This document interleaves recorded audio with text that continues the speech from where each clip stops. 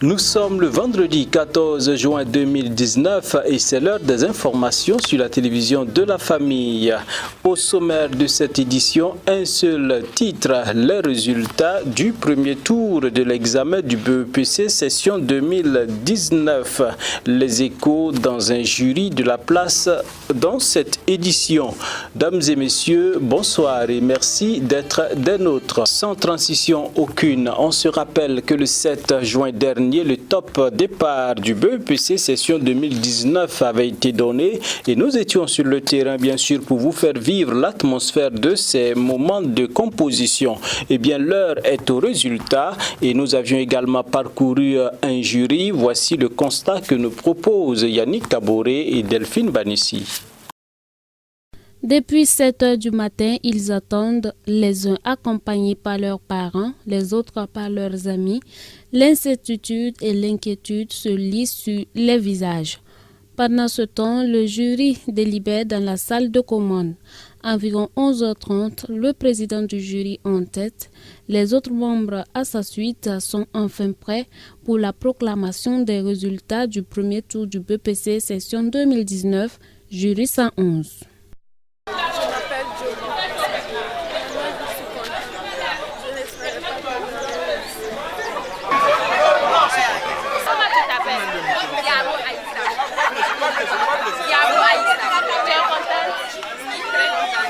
Pas de difficultés majeures enregistrées pour ce premier tour du BEPC. 414 candidats, 90 admis, un taux de réussite de 22%. D'une manière générale, tout s'est bien passé. On dirait qu'on n'a pas eu les mêmes problèmes que par le passé. Et en tout cas, les résultats, on s'attendait à mieux que ça. On a eu 22,17%. Sur 414 candidats. 90 admis, 8 absents. On a 165 qui sont au second tour. 8 absents ont été enregistrés pour la composition de cette session. Les candidats admissibles sont attendus lundi prochain pour une évaluation dans les matières de base qui sont le français et les mathématiques. Pour les malheureux candidats, rendez-vous est pris pour l'année prochaine BPC section 2020. Un atelier d'information sur l'assistance à la maîtrise d'ouvrage communal, l'intercommunalité et la communauté des communes dans le secteur eau et assainissement à l'attention des députés. C'est l'initiative du réseau des parlementaires pour l'eau potable, l'hygiène et l'assainissement. Odette Zouaguena a pris part à l'ouverture de cet atelier. Nous suivons son reportage. Le réseau des parlementaires pour l'eau potable, l'hygiène et l'assainissement a initié ce matin un atelier en vue de mettre les élus nationaux au parfum des informations relatives à la maîtrise d'ouvrage communal, l'intercommunalité et la communauté des communes dans le secteur eau et assainissement. Le gouvernement a autorisé que les communes puissent gérer directement les questions liées à l'eau et à l'assainissement de façon technique et de façon directe au niveau des communes. Donc nous avons voulu que les députés en tant qu'acteurs terrain, comme les maires, puissent aussi être outillés à ces questions. Et aujourd'hui, par exemple, après la maîtrise d'ouvrage, vous savez, il y a ce qu'on appelle l'intercommunalité.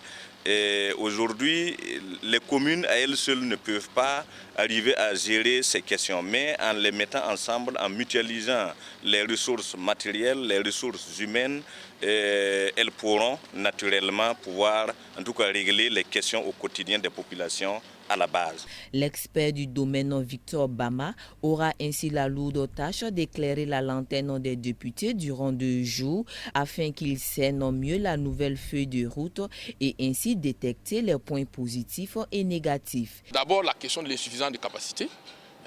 Au niveau des services chargés d'assurer l'appui à la maîtrise d'ouvrage communal. Donc ils ont besoin d'être renforcés, capacité aussi bien technique, mais aussi matérielle et financière. Donc parce que ces services-là ont besoin d'un minimum de moyens pour pouvoir assurer leur rôle d'accompagnement des communes à la base.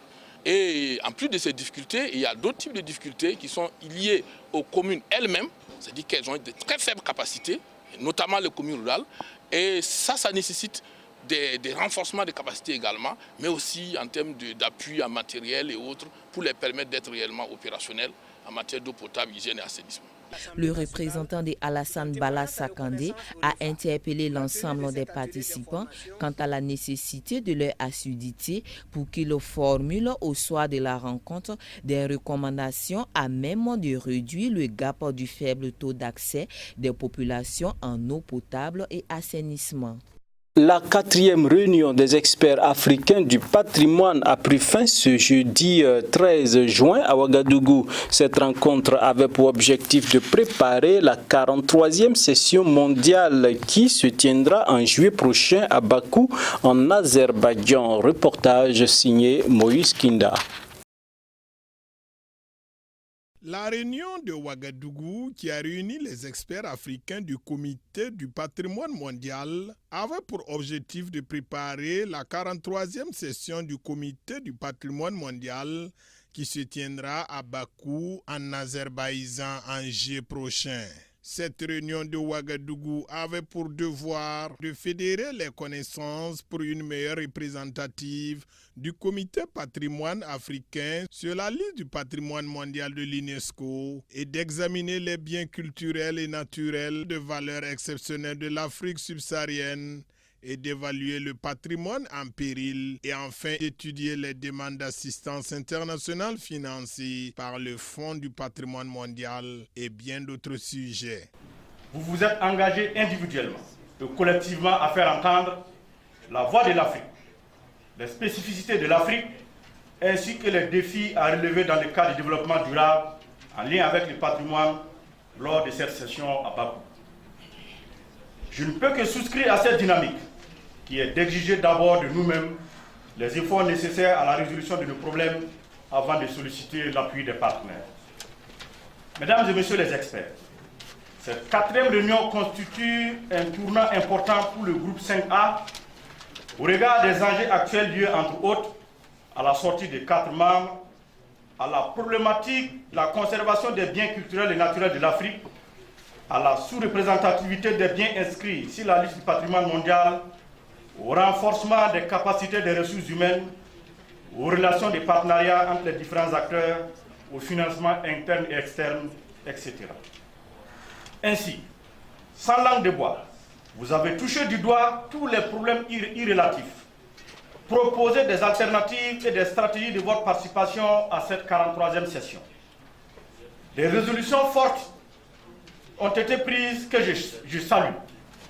Au nom du gouvernement, en tant que vice-président et secrétaire de la 43e session, je puis vous assurer que le Burkina Faso ne ménagera aucun effort pour soutenir et faire entendre les résolutions auxquelles vous avez abouti.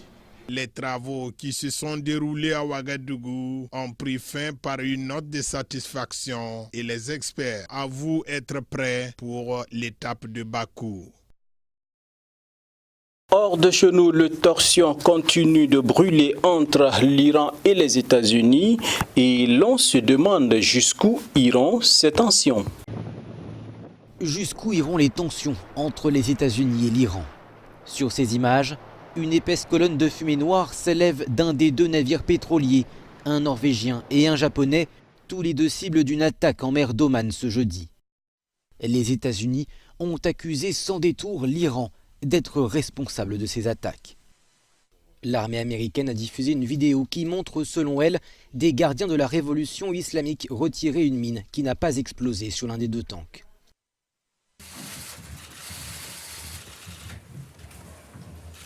Le gouvernement des États-Unis estime que la République islamique d'Iran est responsable des attaques.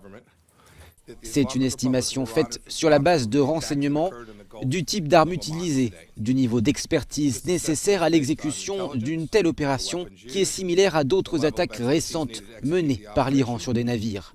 Aucun groupe dans cette zone n'a les ressources ni le niveau de maîtrise nécessaire pour mener une attaque aussi sophistiquée. Une réaction immédiate de la part des États-Unis.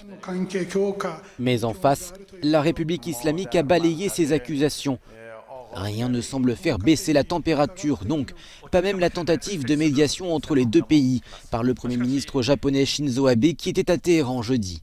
Le président Trump l'a remercié dans un tweet, mais a prévenu que les deux parties étaient encore très loin d'un accord. Les Nations Unies, de leur côté, ont mis en garde devant le risque de conflits majeurs dans le Golfe. J'exprime ma profonde inquiétude après l'incident survenu en mer d'Oman.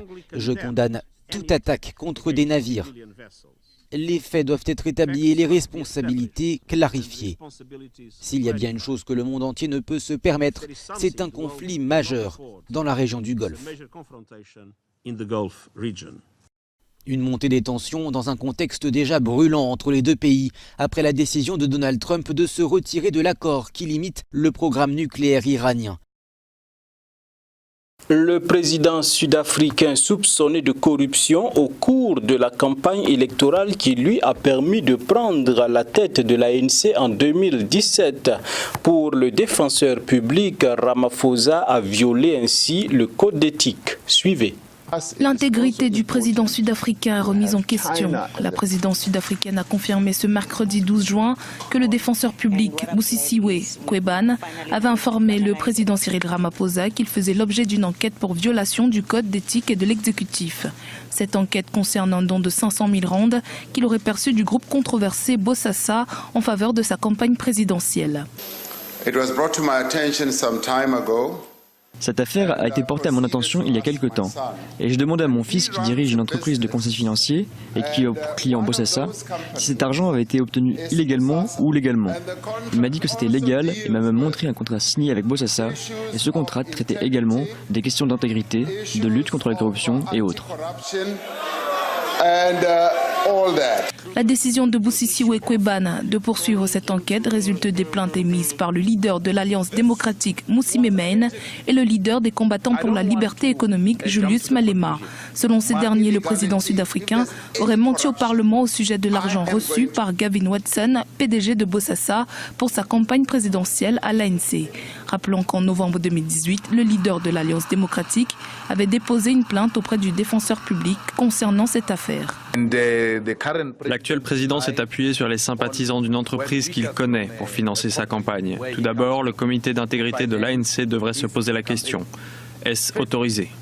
Le groupe Bosasa, aujourd'hui connu sous le nom d'African Global Operations, a reçu des milliards de rands de contrats gouvernementaux au cours de la dernière décennie et a été impliqué dans diverses allégations de corruption.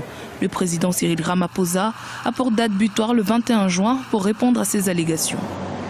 C'est tout pour ce soir. Merci de nous avoir suivis. Nous vous souhaitons un excellent week-end en compagnie sur tous les programmes de la télévision de la famille. Bonsoir chez vous.